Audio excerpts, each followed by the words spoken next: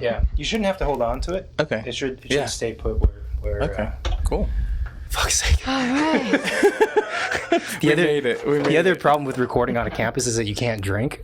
Oh yeah. And when we started this, that was like mandatory, always. Well, I shouldn't say mandatory, but it helps loosen things up. You know, gets us loose, gets the guests loose. Nice. That's good. Yeah, that makes sense. I mean, Could have brought a flask. the audience doesn't know. We could have been drinking well before this. Right. Oh God! Well, it's good seeing you, man. It's been a minute. I'm trying to. Did you get out in 2010? I graduated 2010, stayed for the summer afterwards, and then left slow August of 2010. Right on. So yeah. What year were we? 2009. And so you have your own firm now, and you guys have like employees. It's not like a one-man shop. No, it's like a legitimate operation. He's the boss. It's weird. It's like a legit operation. We got 9 architects and the office manager. Wow. Yeah. Like a normal, like a big office. So there's drawings everywhere and like computers. It's crazy. Is it just a setup so it looks legit, but it's like it doesn't. Right? Wasn't there an Australian firm that did that? Really? Yeah, got a big project, like won a competition, and then just faked an office. Wow. That's pretty smart. Yeah, right. And they won the competition? Yeah, I think. There's something about that. Well, maybe we should just do that. Some students, you know. Yeah, like small shop won a competition. It was a massive project, so they had to show the client they were legit. So how long have you had around 9 people? We've kind of been growing. So we were at like 5 at the beginning of last year. So we've kind of grown quite a bit. In the last year. So we're at 9.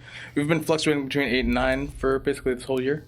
Kind of 7, 8, 9 in that range. So is that totally weird to enter your office? Because you're the only partner, right? Yeah. And to like see these people that you're responsible for. Yes. Yes.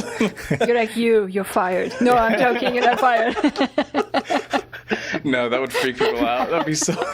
Could you imagine walking in every morning? Your boss is so angry. We're gonna do that. No, it's cool. It's like shocking every morning. Like you walk in and everyone's there. I tend to show up later. Like I'm the last person in the office in the morning and then the last person to leave at night. So yeah, it's shocking, and people are just like there and working. Just like, I hope they're working on the right stuff. I don't know what they're doing. Right. No, it's definitely like. It's awesome. It's like awesome in the awe-inspiring like sense of it. It's just like, whoa. Oh shit. Oh shit's another reaction almost every day. Like, oh shit, we need enough work to sustain everyone here. Like, oh shit, that's all me. Yeah.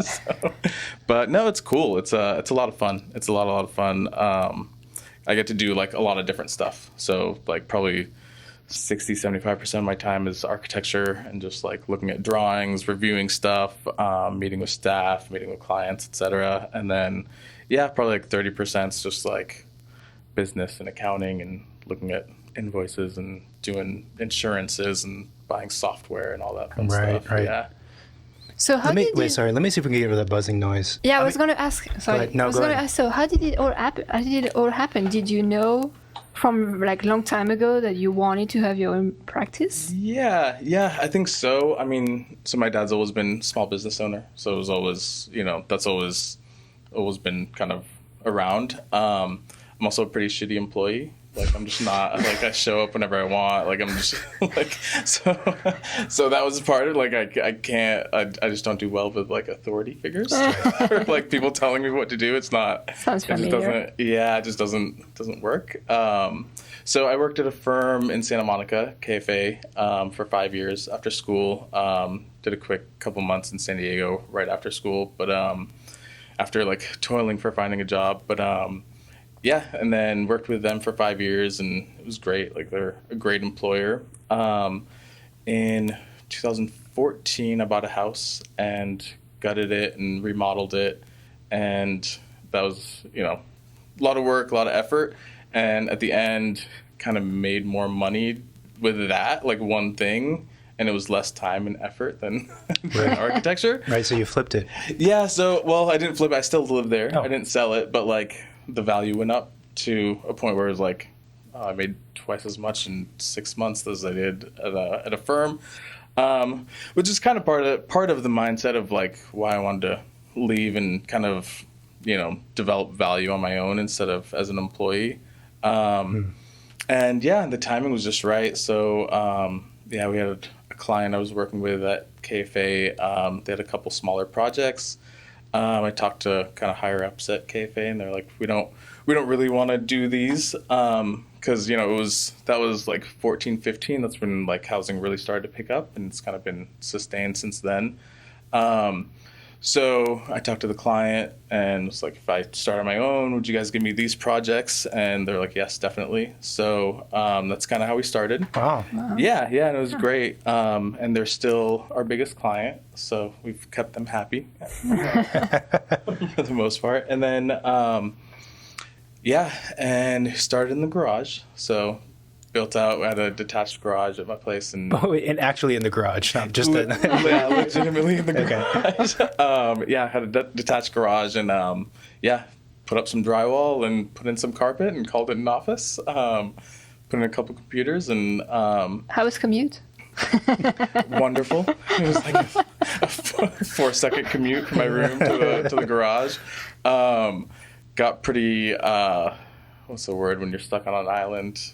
Stranded, isolated? Yeah, just like in one place for too much. Right. So it's just, so after a while, first thing we hired an employee. I hired an employee. She moved out from Michigan, which was funny to work at a one-person office, and she just wanted to be in California. So we basically had an employee like 2 weeks in, and there's enough work to justify that. Wow. And then a few months later, we hired another employee. Just, kept getting more work. This client was buying up a lot of properties, mostly in like the eastern part of Santa Monica. Mm-hmm. So like east of downtown, kind of all the numbered streets, and then the Yale, Princeton, they call the Ivy League streets. So we had a bunch of those. So hired another employee. A few months later, and then we needed more space, so we moved to an office. This is all in West Adams. It's where I live, and it's where the office is. So then we moved, to an office, kind of small office, like 800 square feet, second floor of a little building. And then February of last year, we kind of kept adding people. And February of last year, we moved into our office on Washington. That's a pretty smooth transition. It's almost an ideal one, right? If you're working to get a client right out of the gate who says, we will definitely have you, we like you, and then have them stay with you. That's brilliant. Yeah, it wouldn't have worked without that. It just wouldn't have. They give us, I was telling Marina before, they're still 60 to 70% of our work. So it's still with them. So and then we just get more and more projects, and they're pretty prolific in terms of development, and in terms of multifamily development. So their portfolio is probably 50, 60 buildings, and we do a lot of their remodels. They work with a handful of other architects, so they've been keeping us steady. It's so critical just to have that baseline of cash flow, especially starting out. You can't cash is king. You can't do anything if you don't have money, and you're just kind of stuck. So you can't hire people, you can't buy computers. So been really fortunate with that. And we've added different clients along the way. Mostly basically all developers. We did a little bit of commercial stuff for a acai bowl set up in San Diego. But commercial is different, and it's just not what we're great at. So it was kind of let's stick to what we know, and let's get better at what we know, and kind of hone in that efficiency. And there's just tons of work in multifamily right now. Right. You see a lot of them going up. I mean, there's so much development. I feel like there's so many buildings I see that are multifamily that they look like they're built within the last 5 years. Basically. It's a lot.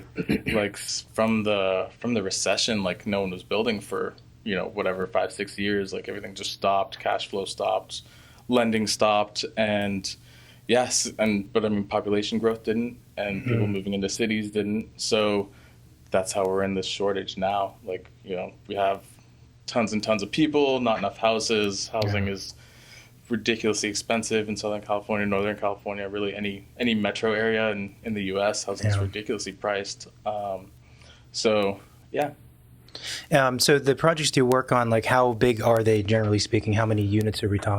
So it varies. So like the smaller remodels, they're like 7 to 10 unit buildings. So those are kind of small. We have some new construction stuff. We have a 24 unit that's under construction in Hancock Park. That was entitled with TOC incentives, which is the transit-oriented communities. And then we have a 56 unit affordable building in like East LA. It's actually like in LA County jurisdiction. So that one's fun. We're working on a 31 unit down the street from our office in West Adams. So, and these are they're not mostly ground ups, correct? Some of them are. So the 24 unit is ground up, the 56 units ground up, the 31 units ground up, and then just a ton of remodels like Coronado Hills, Topanga Canyon, Westwood, Santa Monica, Brentwood, like just a ton of little. Sometimes they're like one off, just like here's one unit, we want to change it, add a bathroom, and make it into a co-living setup, and we'll do that and get it permitted, and we'll just do the one unit in the building.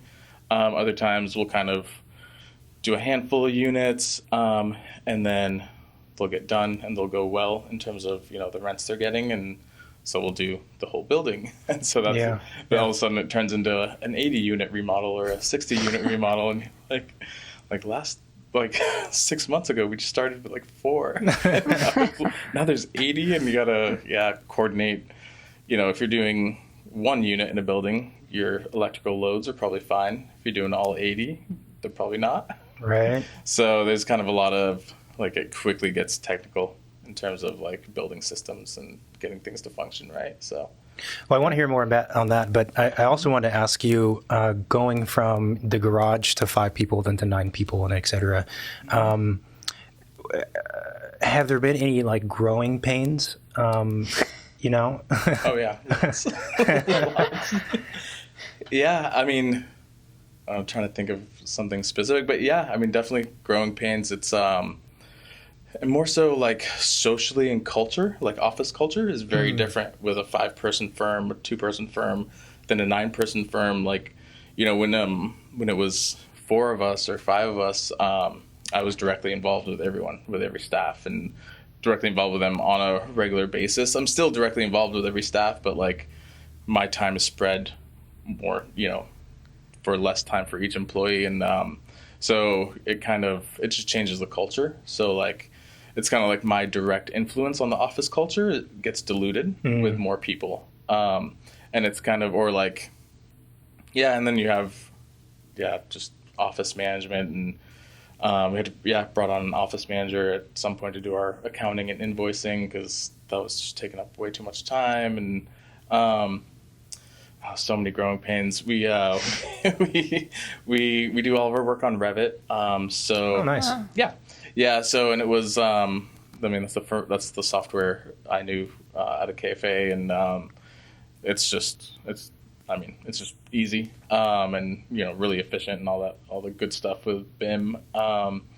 So we started with like Revit LT, and it was just like a light version. You can't do file sharing or work sharing, so we had that for a while, and then at some point we just have to bite the bullet and pay the ridiculous Autodesk how much fee. is it for Revit? It's a monthly thing, isn't it? Yeah, everything's subscription now. Like every So software annoying. is it's so annoying. You can't buy anything anymore. It's all subscription based. We're about to renew our license. We got it about this time last year. $2,100 per person per year. So, yeah, it adds up. It adds up quick. Yeah. So I got a nice $20,000 bill to pay sometime next week. So we'll see. We'll see how that goes. I might go back to the LT version. Yeah, they're so you can't do file sharing. Like the beauty of Revit is you have a central file. That's a huge limitation. Yeah, huge limitation, especially on 56 unit building. Can't have one person working on it. Like poor Mike had the 24 unit before we went to the full version of Revit, and he had to document the whole thing. And I could help you, but I can't. Sorry. The thing is, no, and we'd do like I'd work on a sheet, or like somebody else would work on a sheet, and then we'd import it. Like really so messy. Yeah, terrible workarounds. But so we finally bit the bullet, and now you can't go back. So now it's just like, I mean, even to run Revit, it takes a fair amount of horsepower to do it, right? Yeah. Like that, or is that correct? From what I remember, I used to with the towers and things. Yeah, for sure. Because you can't go cheap with the hardware. Yeah. The software's heavy, for sure. I mean, it's doing a lot of stuff, and load projects and then link to the network and do all that stuff. So yeah, everyone, all the staff, or most of our computers are PCs, just Dells. I don't know how much we spend, but yeah, they're all 32 gigabytes RAM and like graphics cards, all that fun stuff that kind of you need to operate. So do you guys use AutoCAD still for preliminary stuff, or like Rhino, for example, for preliminary stuff? Definitely not AutoCAD. I loathe AutoCAD. Like I worked for a couple summers as an intern at a firm in Irvine. And I just, it was great for what it was at the time, but now it's just like the interface is like, I don't know, terrible. It tries to be contemporary, and it's like a super antiquated software with what it's actually doing. So, they think if they can update the graphics of how things look, like make things more cartoony, that somehow it fools everyone to thinking that's better. It's like, no, it's just lines on the screen. Like simplify it, like bring it back to AutoCAD, 95. The ribbon was very controversial when it came out. Terrible. This is very this is deep architecture. This is deep architecture nerd talk. Whatever. Or when the command line went away, that was just like why would you do that? Like be what you are, kind of like be what you are. Like you're a line drawing software. Don't try to our early stuff. What do we do our early stuff in? Hand sketching, actually good amount in Revit, just to get the property line in, massing. I mean, our projects are very developer driven. They're going to be, build out to the setbacks, maximize the floor area, maximize the unit count, maximize the return on the development. That's what they want. That's what all of our clients want.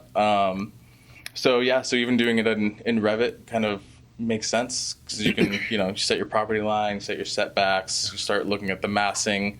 So we'll kind of get like a number of stories, we'll kind of get an overall feel for it, and then maybe do some prints, do some hand sketching, depending on who's designing the building, depending on which staff. There'll be different processes. Some people will take it into Rhino and kind of will be able to look at things in that way, or some people just take it into SketchUp and we'll look at it that way and push and pull and massage things to get a scheme or a kind of a design system going, and then it's just kind of developing it from there.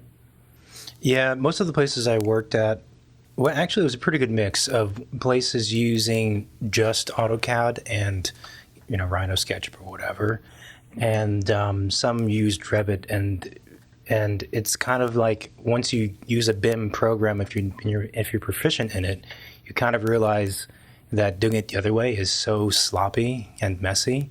And when you work in a BIM world, there's pros and cons to it for sure, but the benefits are that like everything's accurate and it is what it is kind of thing. You don't have to deal with cross-contamination between stuff. My last project was a 30-story condo tower in CAD.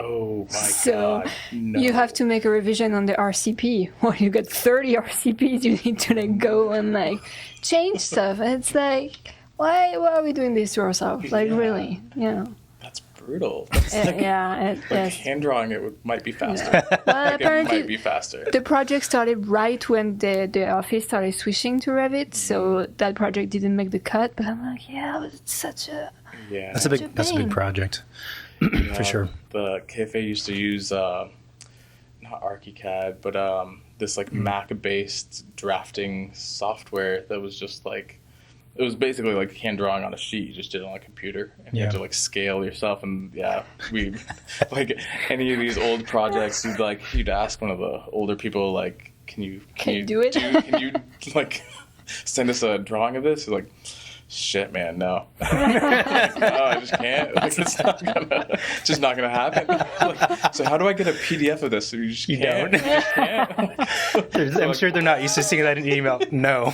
Dot. Like, then why do we have these files still? Yeah. Like, we can look at them on the screen. Okay, cool. So how many different projects do you have going on currently? 15 to 20 active projects. Whoa, that's pretty good. Yeah, a lot, and they like vary in scale. So Yeah. like some are new construction ground up, and some are one unit remodel.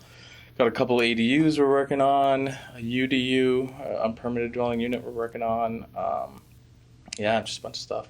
A UDU, it's the first time I hear that. Yeah, unpermitted dwelling unit. So it's like an ADU, but you don't need a permit? No, it's actually City of LA. I don't know if it was based on state. It might have been based on state. 'Cause a lot of cities have this process, but basically, if you have an illegal unit that somebody had built in a garage, let's say, then there's a process you can go through to legalize that unit. Oh, I see. And it's a 6-step process, and LA City Housing is like they make it seem very, very simple, but it's a lot of continuous steps. You have to verify eligibility, and then you actually have to go through plan check. You have to submit your drawings of the existing setup, and then you have an inspector out there to make sure everything's safe, and then it actually gets recorded as affordable. So that's kind of the trade-off to property owners. You can legalize this unit, and it'll be part of your unit count and your income potentially, but it has to be deed restricted affordable. Mm-hmm. So it's a really good system. The way they implement it, we've tried a couple, basically 2 scenarios, and it's didn't work out on the first one. So the first one was in a bigger building in West LA, and that building had already gone through a density bonus incentive to get entitled and had a unit count based on that. They built in 2 units on the ground floor, and basically the way they wanted us to calculate the addition of these 2 units was basically to go back to the base density and calculate everything that was everything that was added as part of this new entitlement. And that meant basically we had 20 affordable units instead of 7, and it was silly because this is what the city wants, right? They want to legalize these units, they want to get more housing online, and then the way they implement it is just not towards that goal. Right. And so that one was a little frustrating, and we talked to a lot of different people at the city. Some of them disagreed with each other, but it kind of the implementation team is that's who kind of implements these things, and that's who kind of we got stuck at. So we kind of stopped that process and kind of now looking at other ways to legalize those units or add units to that building. The other one is pretty easy. It's in the valley. It's in Granada Hills up here. Garage. Our client had a garage that was converted into a unit. It's only a duplex existing. It's been pretty easy. We confirmed eligibility. We just need to go through plan check and confirm building and safety code stuff. So that one should be pretty easy, pretty straightforward. But the majority of the projects seem to be at the larger scale. That we work on? Yeah. I mean, not massive. We haven't done anything over 100 units. But I guess our biggest is 56 units. That's pretty big. Yeah, good scale. That one's 4 stories. It's all affordable. So, we actually, use some incentives on that one. It's in LA County jurisdiction, which is interesting because counties' processes and plan check are completely different than LA City's. They are very eager to add affordable housing. Obviously, I think most cities are, with some minor exceptions. But most cities and jurisdictions are extremely happy to do that or to push these things through. So the lot, it's right next to the blue line. I think originally, by right, you could do 13 or 14 units, but because it was 100% affordable, and we were also kind of within walking distance to a blue line station, So we're able to use state incentives as well for transit-oriented. It's basically, the state bill that TOC is based off of. So, I've got the density up to 56 units. We have only 17 parking stalls there. Lots of them are tandem, that's the way things should be. And the units are small. They're small studio units, some 1 bedrooms. What are the square footages roughly? 350 is probably our average. So, so like pretty That's not small. very big. No, pretty small. And that's kind of, we've gotten quite good at very small dwelling units in multifamily buildings. So, and then some of them are 1 bedrooms. They're kind of, so they're right at the borderline of what is a legal code compliant 1 bedroom. But they're nice, they're livable. Kind of the layouts, we're very rigorous in terms of our unit layouts, making sure everything's working well. It's not like a 5 foot wide, 20 foot long bedroom. No, some of the bedroom proportions are so code minimum 7 feet. So you have 7 feet, and then 7 by 10 is basically the smallest room you can have. We've got a couple that are there, no, they're livable. Nice living rooms, full kitchens, fully ADA accessible. That our bathrooms are about as big as the bedrooms.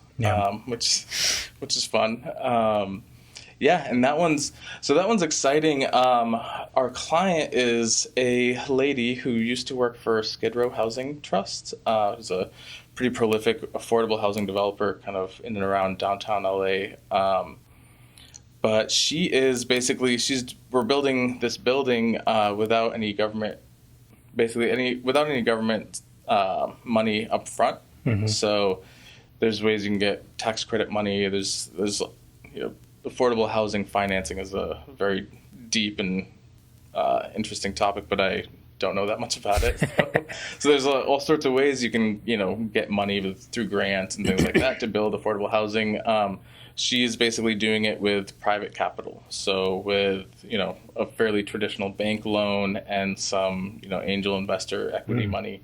So kind of the prerogative of very developer driven, let's build this housing as affordably and efficiently as we can was kind of amplified, but not so much in a capitalistic greedy way, but let's just build the most efficient way to house somebody within a multi-unit context. And we've done pretty well, I think. So they're pretty close to signing the construction contract. And I think we're down to $175,000 per unit overall. And there's a lot of community spaces. There's a whole, office downstairs for county employees, county health, county health department employees, and property managers and all that fun stuff. So, so the population of residents is going to be what our client calls them frequent flyers. So they're basically individuals who basically are homeless, and then they end up in the prison system or in the hospitals, in county hospitals, and then go to prison, and then they're on the street. So they're kind of frequent flyers of county services. And the county has actually found that it's cheaper just to house these people. It's cheaper on the taxpayer to just house these people. So she is she's not getting any government money to build the building, but once it's done, there will be a subsidy provided by the county to for the rents. Interesting. Yeah, so very interesting. Yeah, so it's great. It's it is. It's interesting, and it's just a challenge of getting the price per unit down as low as possible, and still making nice livable architecture. So the multifamily typology, did you transitioning from school to then KSA, then to your own office, did you know, how early on did you know that this was going to be something that was going to be the majority or a good amount of your work or your life? I don't know. I think when you think of architecture, you're able to think of, designing a single family home. And so that was kind of always in my head. I never fancied designing a restaurant or designing airports would be cool, stadiums would be cool, but that would be like massive, massive headache. Is what it sounds like. Right.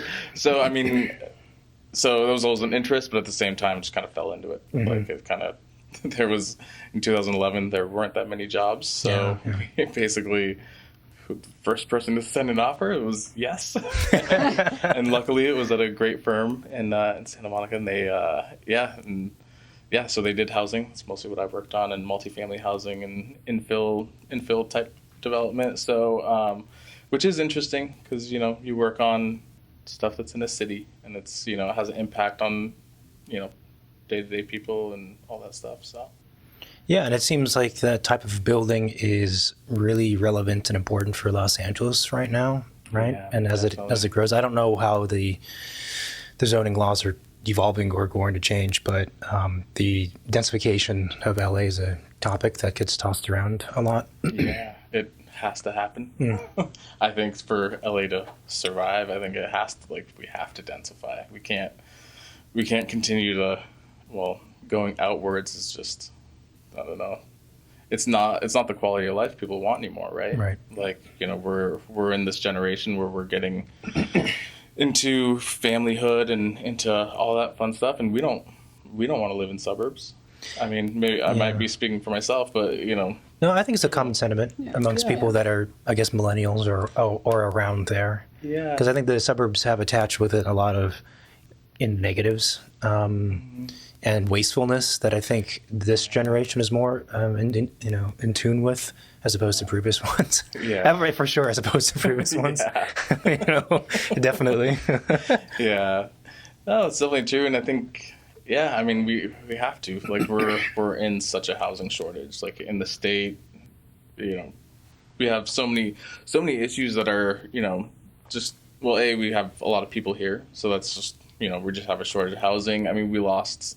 Forget how many units, 15,000 units in the last year of fires, so that's a huge hit on the housing stock. That by itself takes 2-3 years to bring it back. And then there's just the aging housing stock. We have, there's so many buildings that are, majority of the buildings in LA built in 50s, 60s, 70s, sometimes older, and they're decrepit and they're not livable, and so I don't know. We just need to densify, and we have more people, and we need to be closer to resources and grocery stores and bars, and that's the that's the lifestyle people want now. So it just it has to happen.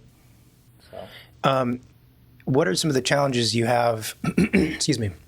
You've come across working with developers, because I think often developers are painted as the kind of evil persona in architects' minds, because they have.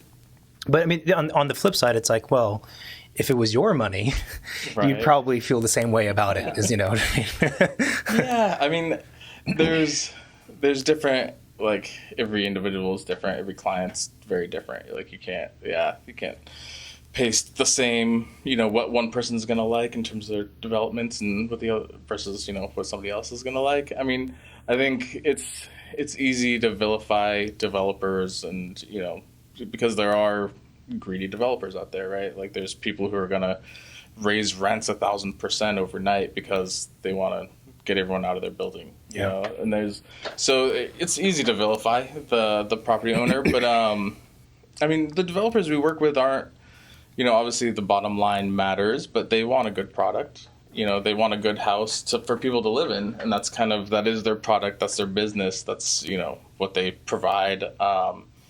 And it's, what people spend a majority or the biggest amount of their income on. So it's kind of mixed. None of the projects we work on are people no, make it crappy, No, don't put any faucets. Just water shooting out. That's enough. Exactly. Just take the pipe out of the wall. You're fine. Nobody wants to deliver a crappy product. I mean, maybe, especially the areas we're working in, even East LA isn't gonna, a really shitty apartment isn't gonna rent. Westwood, a really shitty apartment's not gonna rent, right? Because you have all the other options, and maybe for a lower price point, but then what's the point of building it if you're going to get that lower price point? So, I mean, all of our clients are interested in delivering a good product. And they, they do depend on us to, think through everything and, make it, help them deliver that. So, I mean, a lot of times we don't necessarily have direct input on finishes. They'll pick their countertops from, this countertop supplier that they have been working with for 40 years, and this is just what they, this is what they use, or, they have the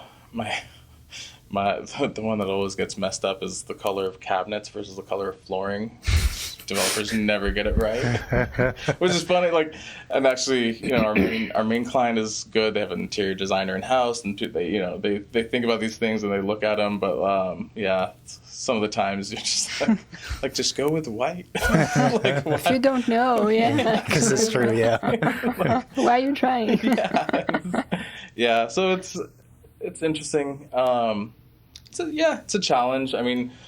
Yeah, dealing with clients and, real estate development clients are, by virtue of them being real estate development clients, are extremely wealthy individuals, which that by itself, changes a person's personality. It's pretty interesting. So like you'll tell the client that, you can't do this per code, and they'll and they'll just be like, well, why not? Like, well, code says you can't. Like, so I mean, why not, though? Yeah. You go around What's the workaround? Yeah, exactly. Like, what's the sneaky way to do this? And I mean, there are sneaky ways to do it, but like, then they don't even want to go down that road. You're just like, I don't know what you want. Let me know what you want. Which is interesting. So yeah, you get some like less experienced clients that kind of go down that road, and I think people with that wealth don't see rules the same way as like other people. So like, I don't know. There's a way to get around any rules set up by any authority, right? Like there's a way to subvert it or, go around it, and that's what they're accustomed to. So that's what they expect out of every situation. Right. So you're like, no, it's building code. And what it ends up is like, okay, fine, we'll just submit it the way you want it. We know it's not code compliant, and we'll just wait for the plan checker to call us on it, and we'll waste everyone's time and money.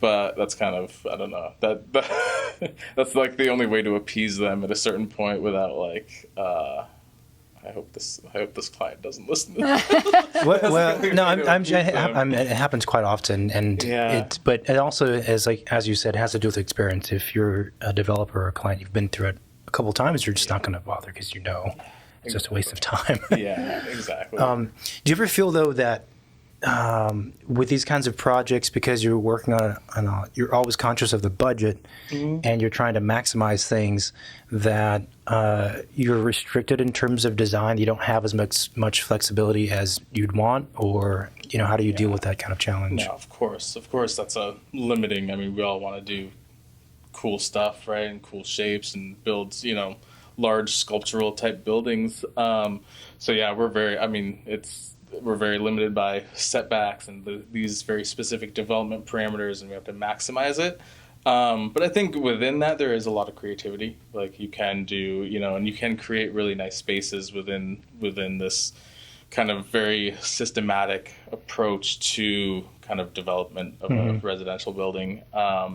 So like, courtyards are always nice, and you can, create walkways and do a lot of stuff that does create nice spaces. Is it going to win, some awesome design award? Probably not. But it's a nice space, and, once it gets built and you can walk around and you're like, conceived of it, this is nice. Like it was, it serves its function well. It does all these things well. It's not architecture with a capital A. It's, but it's nice, and it's, especially new construction. New construction always looks nice. So, that's always... So when you walk by one of your projects, are you like, oh shit, my office did that? Like, oh hello, I'm on the street. That's it. I'm out there. You're like, hey, what do you think of that building over there? Right. It's great, right? It's like, cool. Huh? I actually have. Yeah, I have done.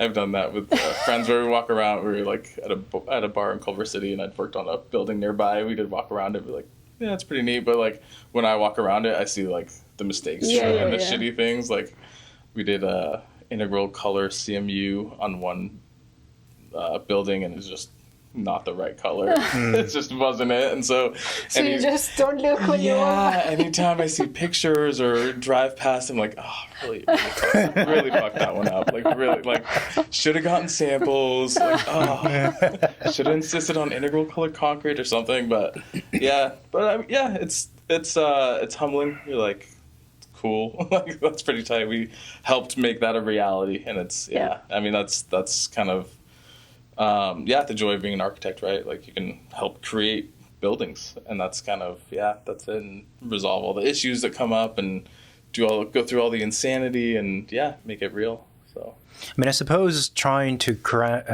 find that creative space to operate within, even if it's tight with these kinds of projects, is itself and a pretty extreme design challenge. Because if there's a bunch of these types of buildings in terms of rough mass, let's say, that are going up, then I guess part of the challenge is, okay, what can we do to have it be livable and nice, but then also in terms of pure form and aesthetics, let's say, be something that we haven't seen like a gajillion times before. Yeah, it is challenging. There's like 4 concepts for the outside of a multifamily building. It's like you do the frame, you do the ribbon, you do like there's 2 other things, you do the pop outs. Like there is really only your template is our like kind of conceptual idea, kind of design system palette can be limited, but then you try to don't do that. Like then you just like you steer away from those, or you kind of try to do something a little more interesting within that framework, and kind of and do a ribbon or do something that does, and those are conceptual design systems for multifamily buildings because they work and they don't look bad. Like I think in 10 years we're all going to look back and be like, that was very much of this time, and it was, clad in fake wood, and we did this thing, and that was, But I mean, obviously, the alternative of none of that stuff is much worse than having that stuff. Oh yeah. So that's true, and like, and I mean, we do try to innovate on the design side too. Like, I don't know, just exploring different options. Like we kind of wanted to do a streamlined modern building. like we were looking at this building, we're like, okay, we know it's going to be to the setback, we're going to get this stuff built, but like, I don't know, let's try something fun. Let's see if we can make this a streamlined modern type building. And we had, it was kind of party-wise kind of set up for it, where we had our entrance in the middle and the front, so we could do like a vertical element and do some stuff, and wrap some horizontals around. It just wasn't the best design option. We kind of did another frames, but more varied on a nice backdrop, and that's kind of the direction we're going with. So so it is limiting.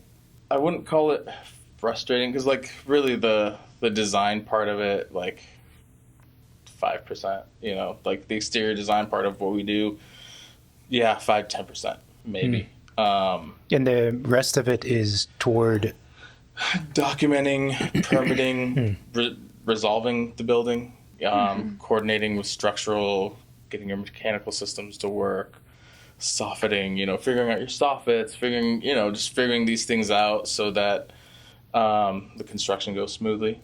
Because that's another. Well, when something goes wrong in the and no matter what, the developer client is like, just like throws egg on your face, like, and maybe I might be projecting actually on that. I don't know. Anytime you're like, so why didn't you guys pick that up in the plans? Like, oh. Because there's a billion other things. I mean, things get missed. There's so much in the building. I should probably just say that, because we're human. Just like, cut yourself and be like, you see, Brad, I'm human. Right? Might be a little bit extreme. Might be a little bit extreme. I'll bring a switchblade in every site meeting from now on. Just like, don't you see? Just get crazy. I mean, there's a lot of, and then permitting is just a huge huge debacle. Just like, Really? I mean, not debacle. It's a process. And it takes time, and that's a big chunk of what we do is, get this building permitted, get it approved by the authority having jurisdiction. That's like. So what's the time frame for that typically? The first time you submit? So like the 24 unit, that was a TOC entitlement, so it's kind of another layer, but purely plan check, it was probably like 8 months, plus some design, plus, some entitlement with planning. So I think that when we started in July, and then we got a permit. So it was about a year through the whole thing, from like when we started on the design to getting a building permit was about 12 months. And so from the time the client approaches you until the building is complete, what's the whole time frame? I mean, it depends on the scale of it. This one started construction. It was like a 18-month duration. So, I mean, minimum 2.5 years. Yeah. And that's like the client knows exactly what they want to do. It's going to be easily approved by the city, and you're just going to move forward with it. Like, there's not going to be an interruption. I mean, and the construction starts right when you get a permit. Like, there's all these things that actually fall in line. Then, yeah, minimum 2.5 years. Yeah. Like, that's how it's going to, and try to do it faster, and it just doesn't. It never ends up that way. Yeah. Yeah. Try to take the shortcuts ends up taking like longer, I feel like sometimes. Yeah, for sure. Yeah, the remodels are nice because you can, like, that turnover is real fast. Like, you can go draw up a unit, get the client's approval, take it to the city, do an over-the-counter thing, and that's, that one you get a permit in a week and a half, right? So that's, like, potentially, if, from design to permit, that could be, 2 weeks. Yep. That's the problem with facing this way. I don't see her, so sometimes I think I hear her breathing. I turn and then just quiet. That was all the time. And then she just stares at you. Yeah. And then I'm like, I'm supposed to say something? It's just because I think I hear you breathing, but yeah. Calm down. So you think you're going to try and stay in that kind of the housing focus, right? Yeah, I think so. I mean, it's what we know, what we do best. And I think it's got good legs on it for the next few years. I mean, not opposed to doing other project typologies, but this one's interesting, and especially in LA and, building those relationships like in Southern California, it's kind of, it's regardless of whether or not we choose to, it's going to be what we do. Yeah. Is it, and in terms of getting work, are you guys having to really hunt down work, or is it kind of coming to you? At the moment, not too much. We don't hunt too much. We kind of we don't do much marketing, really. It's kind of just relationship building, some networking, but just like people have been working with for a while, or people, some of the staff have been working with for a while, they're approached with a client and they refer us. That's kind of, that's how really referrals or like repeat. Basically our main client is just repeat more and more stuff. So thankfully it hasn't been a hunt for new clients thus far. And I think that's also a testament to just the demand for housing right now. Like, we haven't, there's only so many architects in LA that do housing, and there's, enough to go around, and occasionally the dice rolls on us. Right. So maybe that's not the right way to look at it, as kind of a eager entrepreneur. Like, I should be doing more and kind of trying to develop things. But so far we haven't done too much marketing at all. Is there any projects, like if someone comes to you and be like, I would like you to design this, you would be like, no, I'm not interested? Yeah. I mean, there's stuff that's like, I don't know, occasionally, there was one that was like a condo complex that they wanted to rehabs. There's their little like entry gate. I was like, no, that's like, first of all, do I want to deal with a condo HOA? Obviously, no. All the liabilities involved, and then rehab your entry gate? No. There's definitely not. There's some stuff in the valley where it was kind of, and we didn't really say no to this project, but it was kind of like not necessarily that we want to do it. It would have involved a zone change, and it basically would have been like a 2.5 year entitlement process, maybe not that long, but like a 2-year entitlement process to build like 14 units. And the client was like, you could do stucco, like maybe 2 colors. Oh, wow. And I was like, It was like the first meeting. yeah. And it was like, and it was just like, okay, like that's fine. Like, really? Like, you don't want a second color stucco? Like, So then you're like, what color do you have in mind? you need to color the stucco. Like, you can't, like it's part of the process. You can't just leave it uncolored. Like, what do you mean? Like, maybe 2 colors. Okay. All right. And you're just like confounded. This can be a long process if you sign up for that. person. Yeah, exactly. And that one's kind of fizzled. Just because, the duration of entitling it would have just been, way too long. So, yeah. It's interesting. We'll say no occasionally. Yeah. I think that's a fantastic spot to be in, because that's the downfall or the pitfall of many offices when they're on the younger side. Of course, is they feel like they have to take on work because they have either their own mouths to feed or that of their kids or their employees or whatever, and they take on these kinds of clients or projects, and they know that there's been a lot of red flags. Yeah, it's tough, and it's early on we did say yes to everything. Like first 2 years we did say yes, and then none of them were terrible projects. A lot of it was just straight up workload and hours. There's 8 hours in the day. I'll work this much, and we only have this much staff, and if we want to get more staff, we have to move. So there was just a lot of it was, we turned down kind of a few projects from our primary client just because the workload was too much, and we already had all this stuff going. And so occasionally we'll turn down work just because of workload. Are you guys going to be growing, do you think, in the near future? I like where we're at. Like, our office is exactly sized for this number of people. It's kind of, at the moment, and kind of how it's been since we've started, is kind of I'm the limiting factor on like pushing projects forward. It's kind of just like there's certain things that I just need to make decisions on, or like guide people on, and kind of help to push things forward. So like in terms of how much I can manage, it's kind of it's at a good level, and like everyone that works with us is awesome, really competent, like really actually excellent, and amazing, excellent team we've compiled, and everyone's got like they've developed these really good skill sets and kind of different aspects, and it's kind of with this number of people, it's kind of it's coalesced nicely, and people are like asking each other for things, and it's kind of it's a nice dynamic. So I think.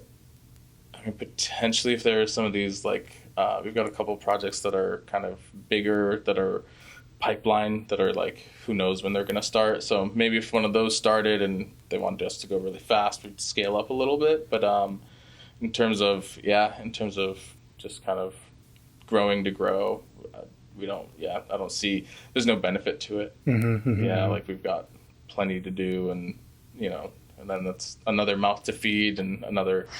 You need to bring in, like, so we bill out like 1.5 a year roughly is our workload, our work capacity is about 1.5 a year. So like that means I have to bring in 1.5 work a year to kind of keep everything going. And and then so you add another person, it's another, let's say roughly you can calculate it on average like $150,000 per person of work to bring them on. So like if you have another $150,000 of work in the next 12 months, theoretically you could bring somebody on, and that's kind of, that's a decent enough metric to work off of if you kind of don't have other certainties. But so it's just, it's a lot. Like it's just, there's no need to press it. Like it's. And I'd imagine you want to be able to project at least 3 years out before bringing someone on, and not just a 12-month period. Oh no, it's like 3 months. And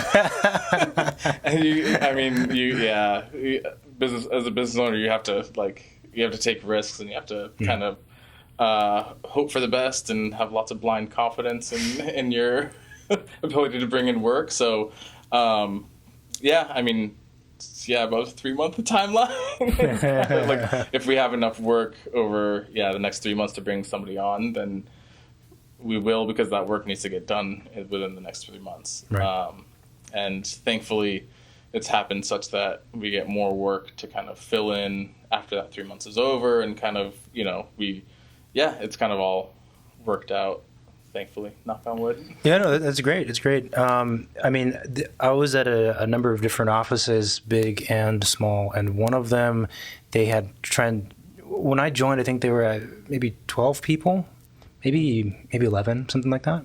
And then they blew up to like 30. That's if you include like both partners and like all the admin people and whatever else. But it was a massive change, and they worked really hard to structure the office because they knew that this doubling in size to 30, that's a different body of people to work with. And so they started implementing much more structure into the office. Yeah. And so there are certain aspects that were really great. One, because they're aware of the changes that need to happen. Like, okay, we need to have titles of people. Yeah. We can't have our hands in everything anymore because et cetera, et cetera. But ultimately, what I found with all the offices I was at is that any limitation that happens is not even due to the effort of the partners to become more structured, specifically, let's say, but it's just the partners themselves. And that's a really interesting thing to see, that even if they have the intentions to bring on outside experts and getting an office organized, if they themselves aren't of the right, mindset or type or whatever it is, personality type, it just doesn't work. Yeah, it makes sense. Yeah. It makes a lot of sense. I think it's it's hard to let go. Just especially, I'm not that far out of school. Like, I'm used to, I'm personally moved pretty quickly from draft monkey to it's incredible. So it's like I have a hard time letting go. Like, there was at a certain point I was in Revit on every project, on every drawing we issued, and I would check it within Revit every single time. And that's just not sustainable. Like, how you can do that for maybe 3 people. So at a certain point, I just kind of let go of that, and really got to trust in your staff and trust in the people you've hired, and and then at a certain point, you just do I even have time to check everyone's drawings? Like, at this point, I'm probably checking, let's say, 40% of the drawings that go out of the office, and that's and I've got great people that are extremely competent, so I have full faith that the drawings they're sending out that I haven't checked are good to go, and but that was really tough, kind of that transition of letting go and just giving up that control and not opening up Revit. No. Yeah, exactly. And I still which is I don't know, there's a serenity in being just spending a whole day drafting. Yeah. And you just have to put your headphones on, and you're not answering calls or dealing with I don't know, whatever critical stuff that's mind numbing. So there are when I go back to the office now, I'll probably open up Revit and just design, and it'll just be it's like your meditation. Yeah, a little bit. And if you can get in the zone, and you can just not turn off your email notifications and do stuff like that, and just then I can it's very meditative in a weird way. You just get another partner, have them take care of all this other crap, and then you can have 50% more time to meditate and Revit. Right. Well, it's novel. It's novel for me, so I like it. Yeah. But I'm sure the staff in the office that are I've been working on bath types all week. They're why haven't you killed me yet? This is terrible. And we try to vary what everyone does and kind of the project types and stuff that they work on. So try to keep things interesting for people. Yeah. I mean, it's, the work-life balance is tough. And if you're not enjoying work, that's a rough life. Yeah, it's a rough life, right? So we try to, I don't know, I think our office kind of culture is pretty relaxed, pretty chill, but work-focused. I think everyone is, if you walked into our office in the middle of the day, everyone's probably got headphones on and, has stuff to do, myself included. And there's, we might have some ambient music playing, but everyone's pretty focused on what they're doing. But yeah, there isn't that level. At times in certain offices, there's just that level of stress and everyone's there and you're just this is like, how does everyone work here? Right. And I definitely don't want that. Like, that's just, so we kind of keep it chill, make sure we have enough staff to meet the workload. And there's times when, people have to, we'll occasionally work more than 8 hours a day, but, something went wrong for that to happen. So That's pretty good then. Yeah. yeah. I So mean, that's not the common experience that we've had or seen. It's pretty common to go much longer than that, and it doesn't feel sustainable. yeah, I mean, you can't have people for like working 12 hours a day. Like it's not sustainable. People get burnt out. And people just don't enjoy their lives. Like what's the point then? Like you're working for a paycheck to just work more for the paycheck. Like you're not enjoying it. So I mean, really everyone works 8 hours a day. Like it's pretty spot on. People, occasionally an hour here, an hour there. Like we don't, we're not Germany in the 1940s counting everyone's hours, but like You don't have any time sheets that you like, we do.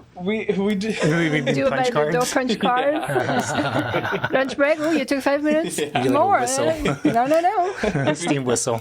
Yeah, we've got the bell in the front of the office. Lunchtime. Come get your porridge. Yeah, exactly. No, and everyone, we have to track our time, so everyone does do their time cards and all that. It's just that's like my least enjoyable task is time cards.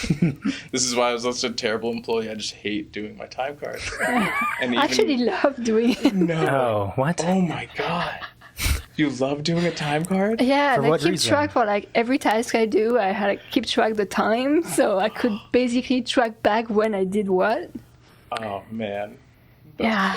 I My advice to people who don't want to do time cards is to find someone who does like to do time cards and partner with them. No, but you know what? I think you know why I like it. Brilliant. But you know why I like it? I think it's because I can see all I've accomplished. Sure, yeah. Except the days where I didn't do much, and I'm like, oh, okay, this wasn't a good day, Yeah. But yeah, I don't know, I like it.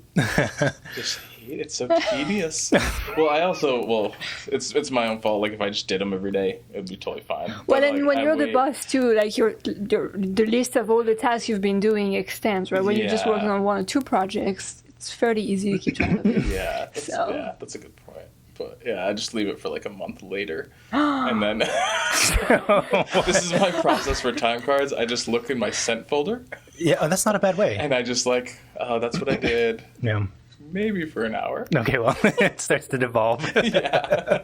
And then at the end of it, you're like, shit, I didn't send any other emails that day. What did I do? So, no, it's a process. Yeah. Like it's how we get paid. Like Yeah. I can't, like we're behind on invoices because I haven't done my time card. It's like this is why I'm such a shit employee. Like I'm a shit employee for my own business. Right. Well, you have an office manager, so that should help out with things.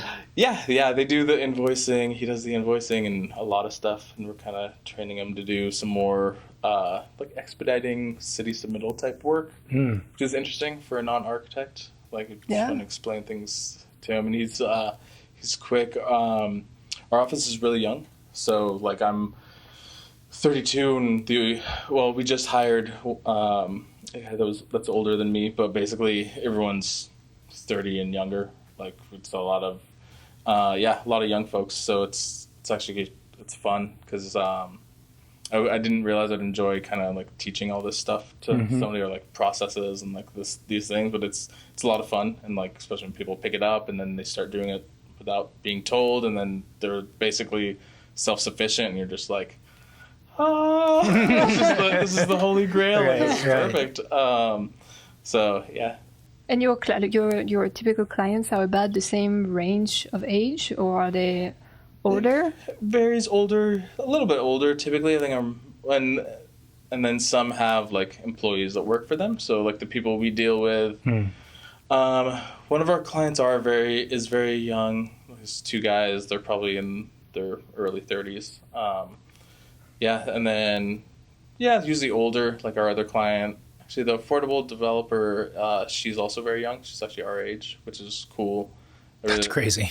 Right, and it's fucking crazy. Yeah, it's cool. I like this time because like like people at our age are reaching these levels of like decision making authority. So it's like it's cool to be on the team with somebody that is from your generation. So yeah, most of our clients are like younger, old to a little bit older, probably like, I don't know, 50s. Yeah. That's interesting because I think one of the big challenges that you hear about is that if you are on the younger side, millennial generation, let's say 35 and younger, right, that it's a challenge for you to be the sole architect on a project because, from the appearance that you'd have less experience than someone else, or you're not as reputable, or you just don't have as much in common with someone who's like 55 or 60, and it's hard to get people to take you seriously is something that we've heard. Definitely. That's definitely true. And so then you just have to build rapport and trust. I also feel like our youngness is an advantage. We're not set in any way.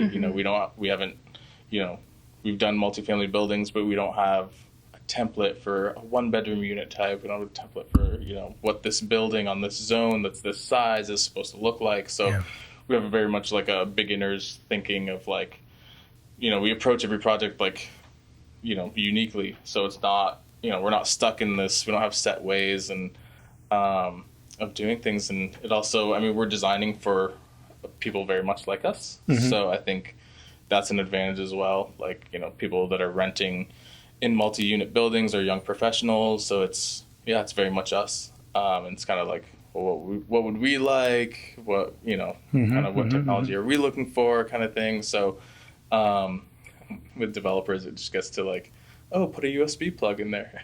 Yeah, that's good.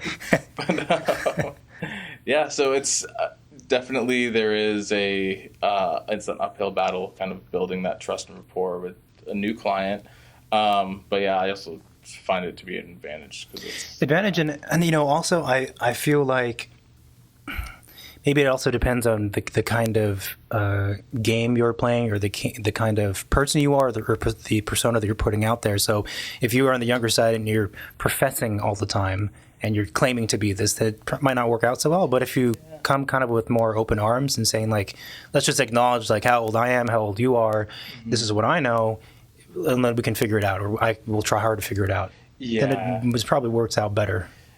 Definitely, and I think what I try to instill in staff is like you're not going to have the answers to everything, but at least know your resources on how to find those answers. Like, it's in the code book, it's in planning code, it's in whatever resource about. That's where you can find your answer, and then you can figure it out. It's not it's a very figure it out trial by fire. Like, if you don't know, make an appointment with a plan checker. That's the end all be all. Like, in certain cases it's the end all be all, but that's kind of what we try to instill. And I never approach a client with like, this is the best way to do it. Like it's always especially early on, it's very like based on our analysis of this and this and this. This is what you can do at this site. We'd recommend X and Y because of Z, and but all of this needs to be confirmed with city planning. Like, rarely would I end an early like new conversation email with the caveat that all of this needs to be confirmed. Right. And I think even some older architects won't necessarily do that, or like. This building down the street, there's another architect who's older who the client is getting financing for this development, so the bank wanted him to get a bid from another architect, and this architect basically had an Excel sheet where they plugged in their numbers of these are the development, like the site's 15,000 square feet, it's R4, this is what you can do, and like they had this Excel sheet that could like figure it out. And he was wrong because there's an overlay on this site that changed the zone, that changed the density. And then, the client emailed us like, this guy's saying we could do 60 units here. Like, what are you doing? Like, why would... And then you have to like, I don't know, work backwards and be like, this guy just didn't look at the CPI. Yeah. He didn't talk to planning. He didn't do his diligence and is just saying you're going to do a 60-unit building with 3 levels of subterranean. And they're like, that's insane. like that's not what you're gonna be able to do if you just looked into it. Yeah. It's all So it's interesting. It's nice to be to not know, to be able to figure it out. I mean, that's a good attitude to have, regardless of where you're at. I feel like, and I feel like people are receptive to it, and I feel like maybe the younger generation of clients are even more receptive to it these days. Yeah. Well, even for the client, knowing that you're gonna get something specific to your project and your company, what you're looking for, and not like another version of that architect's project. Yeah. I think there is value into that. For sure, and it's not a template. Every site is unique, and it's kind of is the fortune of working on infill development. Like every site is unique. We're not doing cookie cutter buildings. We're not doing suburban tract homes, which I think would be pretty terrible to do personally. But it's really weird to. I mean, like people who were designing those, did they ever think like there's something wrong with what we're doing? Right, and I mean, no offense to any architects that are working on tract homes. There are, there's a business there, and there's, architecture, and you're still creating space and all this stuff. But, the not being able to look at it uniquely for the site would frustrate me for sure. Yeah. So, what's in the future for you guys? Ooh, I don't know. Just keep plugging along. Yeah, keep plugging along. Trying to just develop more relationships and kind of try to work on, bigger projects, more interesting, bigger projects. I mean, we've got a 200 unit. We sent a schematic design for free thus far. We do, I mean, there's a lot of good advice received from lots of people, but like be generous with your work has been a really good advice.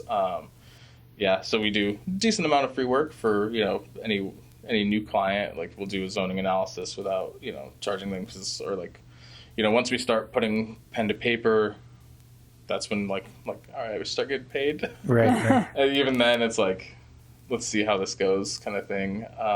And that's been a pretty good way to get things built, relationships built or started. Yeah, definitely. I mean, it's tough. It's a tough market, because there are architects that just pound and go.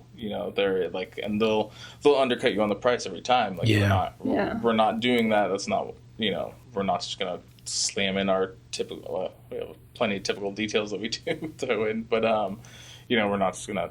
We're gonna actually look at it. We're not gonna just slap it together. So we're not gonna be as cheap as the guy that's just gonna do it in AutoCAD to bring it back Full around. circle, love it. Yeah. Well, man, this was super interesting. We were a bit short on time, but I think it was a good conversation nonetheless. And it was great to catch up and hear all of your success and where you're going and everything. It's really cool. It's very exciting. It's very exciting. No, it's cool seeing you guys do this. It's fun. I'm like every time there's a new episode, I'm like, oh, God. Totally down. It's great. Have to be careful what we say. I always forget that we actually know people who listen to it, and that's the weird part. Like, it's if it's abstract, some random person out in Denver, fine. Yeah. But like, if there's any interaction with them, then it becomes like it's too much. It's like, oh, what? To break the fourth wall. Yeah. But this was really great. And maybe sometime we'll drop by your office and see what's kicking. Yeah, for sure. Yeah, always welcome. You can go cool, man. Get some good barbecue. Oh, lots of good barbecue. That sounds good. Yeah. Oh, no, definitely a no. Thanks everyone for listening to this week's episode of the Midnight Charette. If you can, leave us a review. That'd be super appreciated to support us and keep us going. We are in iTunes, Spotify, and YouTube on occasion. Drop by YouTube, subscribe, like it, love it, comment, whatever. Share it. Right, share it. Oh, that's a good one. Share it. There's so many things to say. Share it with your friends. You like the podcast, just make everyone listen to it so you guys can, talk about it during lunch break or Saturday night. You always run out of stuff to talk about, so just talk about our podcast. This is true. But not with us. Don't tell us about our own. No, it's weird when you tell us you listen to us. We are on all the social media platforms. Find us on there. Follow us. We post clips of the episodes and also reach out through any of those to let us know how we're doing, or if you have a topic that we should talk about, a question that we should try and answer, or guests that we should interview. Thanks again to our sponsors, and thanks to Cal for being a guest. And that's it, right? Yep. Great. Thanks again for listening, and we'll talk to you again next week or sooner. Bye. Bye.